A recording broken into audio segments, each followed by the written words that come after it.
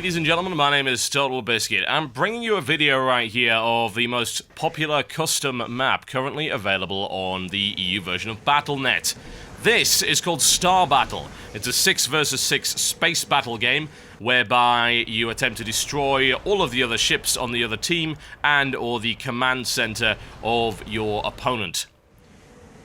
There's a few cool things about this game, and there's a reason it is so damn popular. I found this while I was streaming during the DreamHack tournament. I had a little bit of downtime and I said, hey, we'll go try this out, and it turned out to be highly entertaining.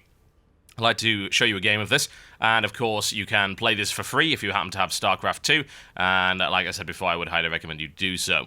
Okay, so one of the big things about this game is it has permanent death. So you've got your ships right here. Once they die, that's it. You are out of the game completely. So trying to gang up on one ship and bring it down before help can arrive is fairly important. What you also have is the ability to upgrade your ships. You see it right here. There's the upgrades. There's various things available. Obviously, depending on which ship you have, depends on what you can upgrade based on their weapon systems and things like that. But generally speaking, you're looking at upgrades to weapons, upgrades to the amount of weapons fired, upgrades to attack speed, upgrades to range, engines, as well as your energy regeneration, shields, armor, the amount of fighters that you have on board, and then you've got a couple of upgrades to core abilities, like in this case the Plasma Barrage. You can upgrade its cooldown on this carrier, and you can also upgrade the shield battery to reduce its cooldown as well. What you also have are weapon systems. Each ship has a different kind of weapon system. Some of them are fairly similar. Like I say, this map is still in development, so I expect this to become better over time. You see right here, there's a recharge shield ability. That's 70% of your total shield points that are available. And there's all sorts of different things that are available for the various ship types there are for in this particular game. What we've got is a battle cruiser. We've got two Terran ships actually, the Terran Destroyer and the Terran Battle Cruiser. They have different abilities, and they're also differentiated most by their ultimate ability. Each of these ships has something that's extremely powerful, including the Battle Cruiser, where you can buy a nuclear missile. It's on a long cooldown. It's quite slow. It's like a Seeker missile, but it inflicts horrendous area of effect damage. And since I'm flying a Battle Cruiser, I'll be showing you that a little bit later on in the game. Also, you see there, you got your Marto Cannon. That's one of your core abilities with the Battle Cruiser. On a fairly short cooldown, takes quite a lot of energy. And someone right there in this Battle Cruiser getting absolutely pounded from both sides. It's okay, though, because El Bandit in his Destroyer coming in to reinforce.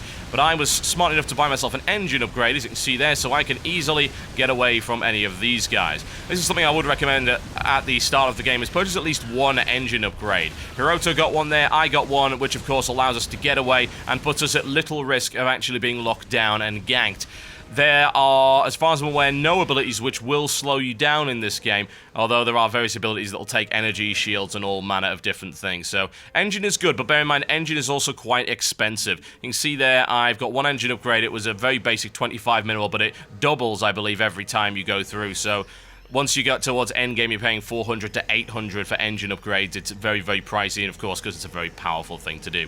As you can see, when we move back in range, we're also able to be repaired by our bases. We've got the mothership there, and we've got the command center. I should probably explain a little bit about these bases. So, as you can see, they're launching wave after wave of Viking fighters, and in the course of play, the mothership will also launch phoenixes.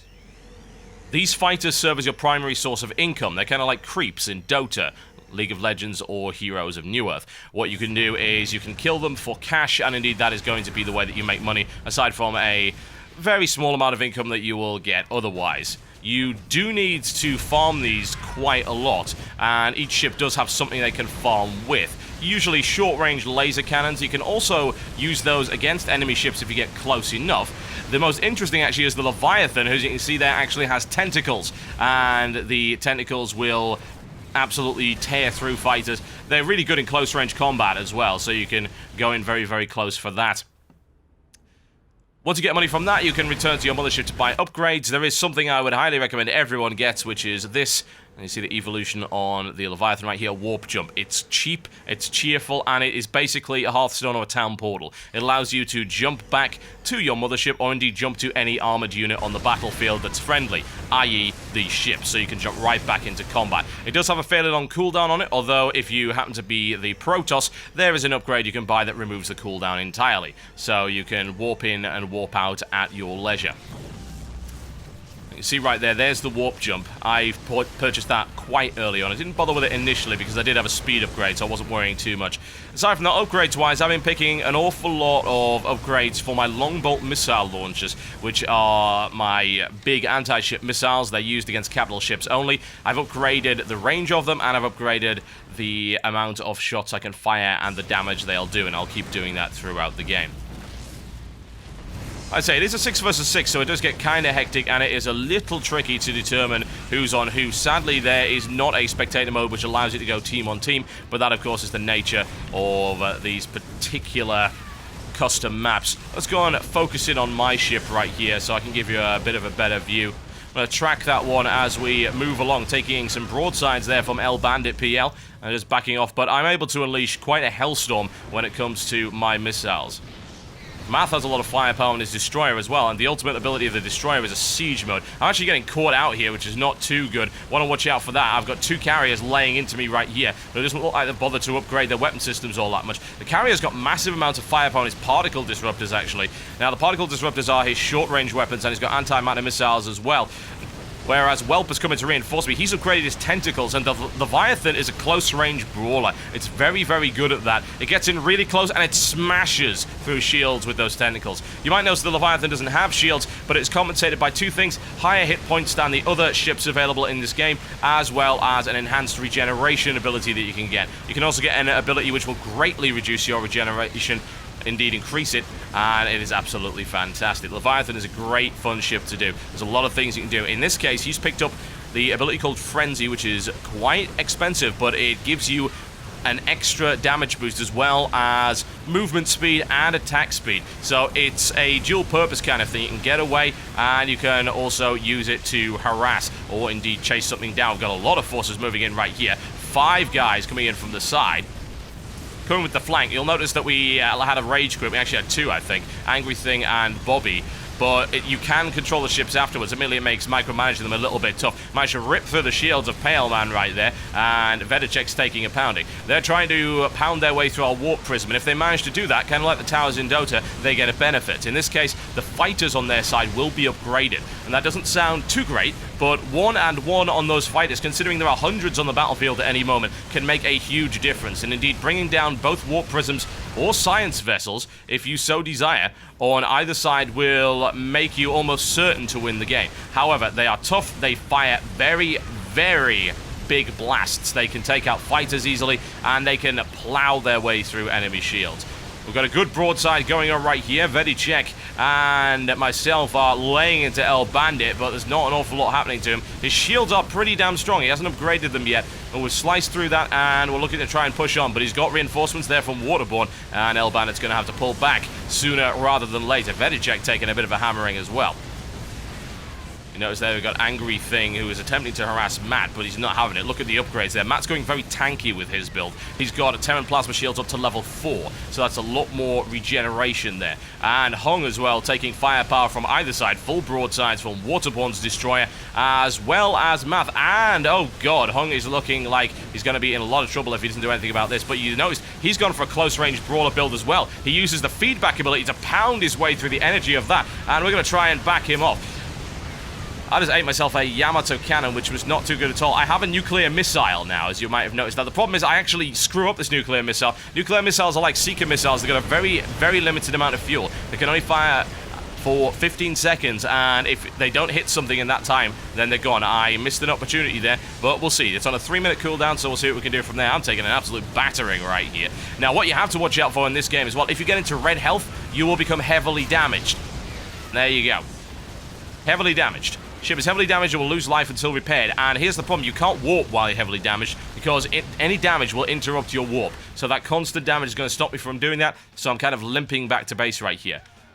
It is very, very easy, if you're not too careful, to get caught out of position in enemy space and actually die due to the damage that's been done to your force. Sort of damage over time ticking on that. Someone retreating for upgrades right there, and indeed the enemy team's sort of on top right now, and the real reason for that is quite simply the fact that we did have a couple of quits for some reason, one right at the start of the game. It may be the nature of the fact that the game is a 12-player map, so some people's computers can't actually handle it all that well. and they end up quitting out, or the map just ends up erroring out or whatever. So we're trying to control Bobby's ship just to get him some money. And we've also got Welt moving in right here. He's doing extremely well. He's got tentacles up at upgrade level 11, and his carapace, his armor upgrades are extremely good. He also has good movement speed, you'll notice. Pale Man hasn't really bothered with that, and that is going to be his undoing, I would imagine, if he's not careful. Now, one of the guys who does really well in this game is actually someone, and he's got a movement speed of 1.81. He's got extremely tough shields as well. He's a hard nut to crack.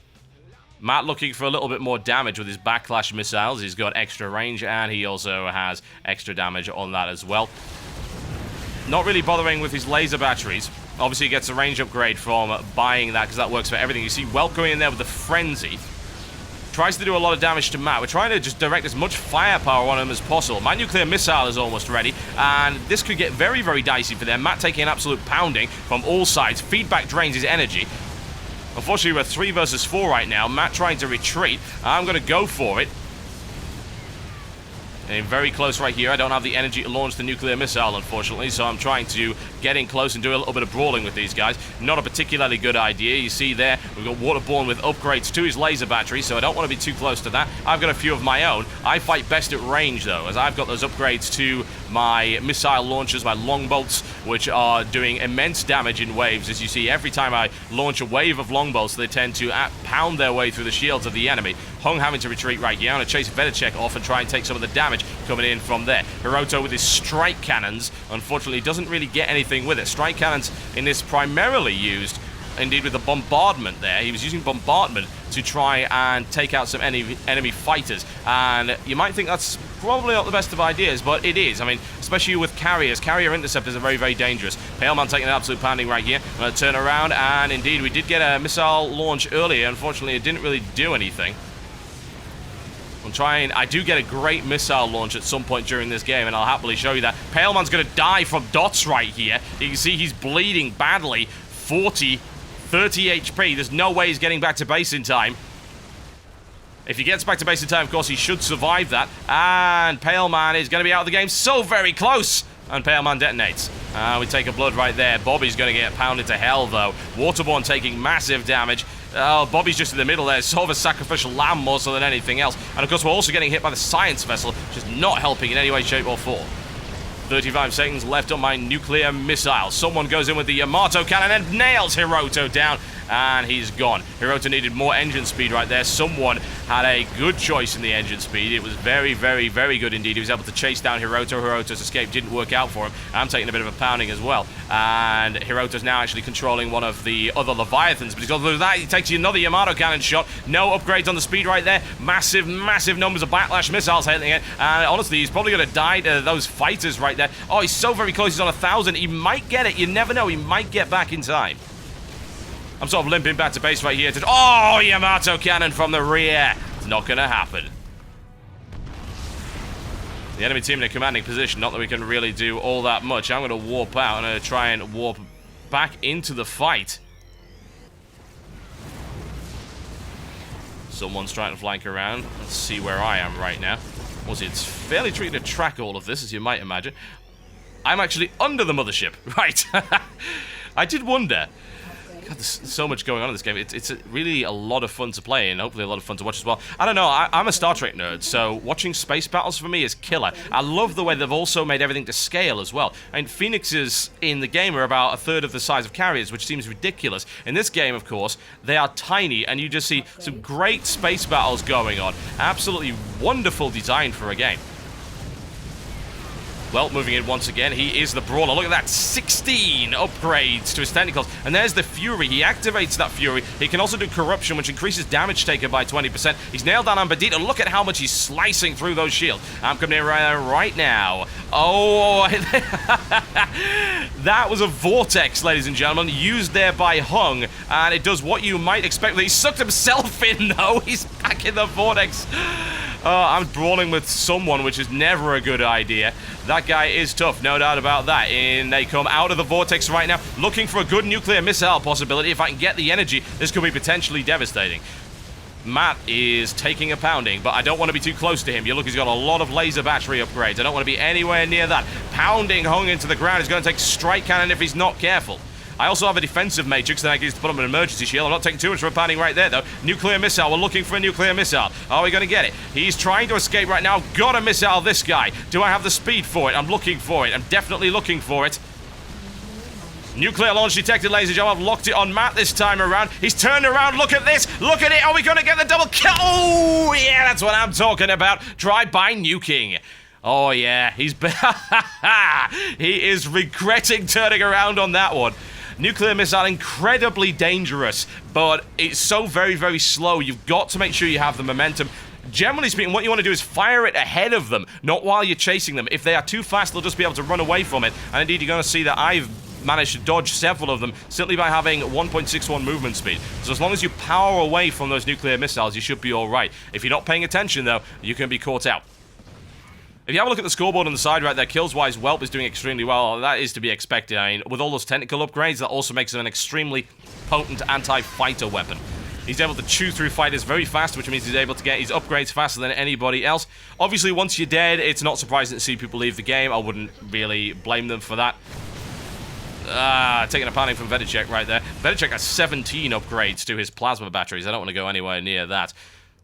Whelp's a contender right now, no doubt about it. You see he's got 9 on the fly caravans, 18 upgrades, 2 tentacles, hung warping back into combat. And as regards to what he has almost all of the abilities. They've got a nice ability, actually. They can spawn Corruptors, which are anti-capital ship bombers, although they do take a little while to spawn. So you've got to sort of launch the egg around there. The Corruptor will come out, and the Corruptor will start hammering it. Nuclear launch detected once again. Hung's going to eat it if he doesn't move, and he's not moving. He tries the turn, it doesn't happen. Wow. Those things do so much damage. He's able to suck his opponent into a vortex, but he's about to eat a Yamato cannon. Hung needs to back the hell away. He's going to get torn apart right here. He's eating strike cannons there from El Bandit's Destroyer as well. Moving not fast enough. You'll notice someone's speed is extremely high. Whelp goes in. He is a brawler, and he's pounding his way through someone's shields. Unfortunately, someone's a little bit too fast. Looking for another Yamato cannon shot, and down he goes. Someone chalks up 3 capital ship kills right now. Whelp brawling with all 3 of them, which is certainly risky. He does have the toughness for it, and you can see he's inflicting a horrendous amount of damage to both of his opponents, but he is gradually being worn down, and that could be problematic for him. Corruption needs to be applied on one of those, see if he can do it to it. He's going to try and drop a corruption on something. Oh, he needs a strike cannon barrage. I warp in to try and help him once again. Looking for another nuclear missile shot. Looking for the drive-by. Can we get it? Looking for it. There's the stoppage. And nuclear missile at point-blank range. El Bandit's gonna eat it. Detonation coming in. Oh, it's so very close. He can't outrun it. Bam! There he goes. Oh, yes, folks. There is a certain amount of joy to be had in watching that kind of thing happen. This game is so fun. And like I say, it's just a custom map. Consider this for a second, by the way, guys. You think that, oh, well, you know, StarCraft 2 was quite expensive at launch. You didn't just buy StarCraft 2. You bought this, you bought Battlecraft, you bought StarCraft 2 Dota, you bought all of the other stuff, and you bought everything that comes out in the next 10 freaking years for this game. And this is coming out after 3 months. Think about what they're going to be able to do in 3 years. We saw Dota evolve into one of the most popular online games, and that was just a map for Warcraft 3. It's wonderful, isn't it? I mean, the UMS system for this game is unbelievably good. And even if you don't like StarCraft, you can still play cool stuff like this, Battlecraft, Nexus Wars, the Special Forces maps, the Hero Push maps, the Tower Defense maps, the Dota stuff, and everything like that. That's how many choices you've got with this. Well, I'm doing okay here. As regards to what upgrades I have, I've upgraded my plasma shields a little bit. I haven't really bothered too much with the plating. I've got good movement speed. Not quite as good as someone, though. And that could be problematic. We're looking for an assault right there on the science vessel, but someone is going to come in and is going to make that very, very painful indeed. Blanks away. I think if I've got a problem with this game, actually, is how fast things turn. Like I say, I like the grand space battle stuff. I like watching Star Wars and obviously Star Trek and things like that, but in the case of these guys turn too fast. It looks a little bit silly, and I would like to see that changed. It would also mean that dodging nuclear missiles would be a little bit harder. Obviously, I'm able to power away there because I can turn on a dime with this thing, but this is a large ship. It shouldn't be able to move that quickly. I'm hoping in a future version they'll be able to alter that. Loving the shield effects, though. Obviously, it's a little bit weird to watch that happen. But, yep, defensive matrix up. Absorb that, but I hate a Yamato cannon as well. Whelp's in there brawling, trying to take down Vedicek. Nobody wants to be anywhere near Whelp right now with 20 tentacle upgrades. I don't really blame them either. He goes in close and he likes to fight. He's not scared of anything or anyone. I eat another Yamato cannon shell. I'm going to have to back off just a little bit there. I say, this is just so much fun. It's really, really great. Look at the Total Leviathan model as well. I mean, you might not have seen this because it only appears, I think, once in the campaign, if I remember correctly. But it's a wonderful looking model. I'd love to see more stuff like that. I say, space battles are awesome. You know, the only way you can make this any better is to replace these ships with ships from Star Trek or something. But it's good to see the space aspect of Starcraft actually coming in. Bearing in mind, it's all in space, and yet you see barely any space fighting. It's all ground stuff, with the occasional mission whereby you go into space. None of it's as advanced as this, though. I mean, installing weapon systems, upgrades, fighting in 6 versus 6 battles in this scenario, that's really, really fun indeed. Now, if we have a look at the kill board,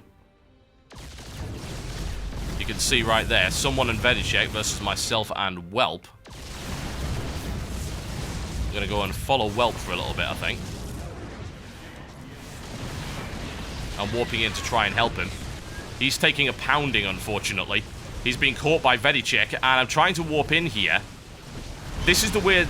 I don't get it, unfortunately. I don't quite warp in. If I'd warped in, I'd be able to nuclear missile Vedicek, and that would have been a 1 versus 1. But I was a little bit too slow on the warp in and actually cost him the game. This is why this game is potentially so tense. I'm considering running a tournament of it, because I think that would be a lot of fun. I don't know what people reckon about that, but personally, I think that would be absolutely hilarious. I'd love to see some people actually playing this in a 6 versus 6 proper organized team environment. I mean, myself and Whelp are actually on Ventrilo here, but everybody else was obviously random, so some real coordination there could make it very tense, very fun, and the single permanent death aspect could lead to some really great upsets. Now, as you might imagine, this bit right here is not going to go all that well. I'm going to skip forward just a little bit because right now it's just me sort of farming, thinking, well, you know, I'm not going to give up just yet, but it's 2 versus 1, and I've been out-farmed by both Vedicek and someone, as I haven't really upgraded my laser batteries that much. I've been more involved in capital ship fighting, so I haven't been getting too much. I mean, I did get 3 kills, but someone's had 282 kills and rising, as well as 3 capital ships to his name. Speed this up just a little bit, and that's going to lag the Fraps recording, no doubt about that. There we go. Just going to try and follow my ship around. Activating Defensive Matrix there just to eat the abilities. Obviously, it's a little bit of timing required on Defensive Matrix. It's got a quite short cooldown. You can reduce it even more.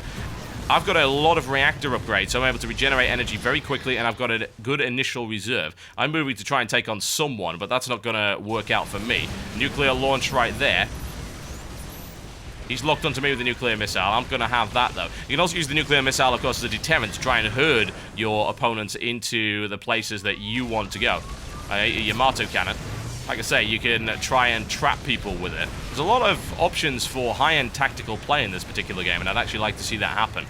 Even though it is just a custom map, there's so many possibilities. I think they need to diversify the ships a little bit more. I mean, like, stuff like Yamato cannon is pretty similar to strike cannon, for instance. It pretty much does the same thing. All of the ships have some kind of big main nuke, and it will, yeah, usually they're about the same. Obviously, I've got missile pods as well, which is pretty much the same as the barrage that you can get on there. You see that plasma barrage does 2,100 damage over 3 seconds. If we compare that to my Yamato cannon, that does 1,500 damage. So that does damage over time. There's a little bit of diversity there, but I'd just like to see some more. You know, that would be really, really good. Also, some more ships would be great. Currently, it's got 4. Obviously, it's going to be based on the models that are available. I don't know how many others you can really go for, because obviously you don't have something larger like an Arbiter, and the mothership's already being used there. Imagine you can't have too many more Zerg things as well, but hey, if someone could come up with some models, that would be great. Got Vedicek and someone pushing in there. I think I'm going to skip forward actually to my final stand against these guys. Almost at the end of this game, because I don't survive all that much longer than this. Not that you would really expect me to in this kind of environment. Skip forward, skip forward. We're going in, folks. It is indeed a trap. I'm going to try and take them both out. You see my defensive matrix up there taking a pounding from Vedicek. I don't want to get anywhere close to Vedicek. I actually have a reasonable advantage against him right now because I'm out of range of his particle disruptors, which is where most of his DPS is coming from, whereas he's taking a pounding from my longbolt missile barrages. I'm going to try and come in on someone, but that's a terrible idea. He's just out-upgraded me in pretty much every respect. I can take him at range, but that's really about it. His shields are incredibly tough. He's got a lot of armor, and of course he's got an awful lot of upgrades at his disposal. I've got missile pods. I don't really know I actually bought that, really. It doesn't really help all that much. Now I'm going to eat this plasma barrage. This hurts like hell. Breaks through my defensive matrix extremely quickly. I don't have the energy to use a nuclear missile right now, and indeed it's not going to be enough anyway. Nuclear missile does 6,000 damage. Someone will survive that hit. Flank it around once again, and this is the mistake that this is the critical error that I make right there. I eat a Yamato cannon, and I get into brawling range with Vedicek, which is the worst thing I could possibly do. I'm bleeding horribly. I activate defensive matrix. It's not enough though, it doesn't hold up, it's melting. But will he die from it, more to the point? So many lasers! Oh yeah, down he goes. I take him with me, folks. I take him with me. This is called Star Battle. You can play it on Battle.net. Of course, it's absolutely free if you have a copy of Starcraft 2. I would strongly, strongly recommend you give it a bash. And as I say, I'm looking into getting a tournament involved with this as well and getting that organized. I would love more people to play it. I think it's an absolutely fantastic custom map. It's a great break from actually playing StarCraft. As you can see, you can play this game in between about 20 to 35 and 40 minutes. Depending on how well organized you are. Obviously, we had a couple of rage quitters, which is a shame, so it's not the best example of a game, but it has a couple of cool moments, so that's why I wanted to show it and share it with you. Thanks for watching, guys, and I'll be back with more World of Warcraft stuff, and of course, StarCraft stuff. Those asking about the Dream Hack. I'm pretty much done for the time being. I do have a couple of replays to show you that were not actually cast. It's Nala versus Servant in the round of 8. That wasn't cast by day 9, so I'm going to cast that on this channel, so it's going to be exclusive to my channel. It's going to be a nice 720p, nice crisp quality, so you don't have to deal with my stream. I'd like to thank everyone that watched the stream, by the way, and yeah, there will be more streams in the future. We're just looking for a computer upgrade. And those of you worried about my World of Warcraft stuff, don't worry, I've got more stuff coming today, and of course things will be continuing over the next few days. It's been very busy with the Dream Hack, so that's why I've been prioritizing that. Thanks a lot, guys. I'll see you next time.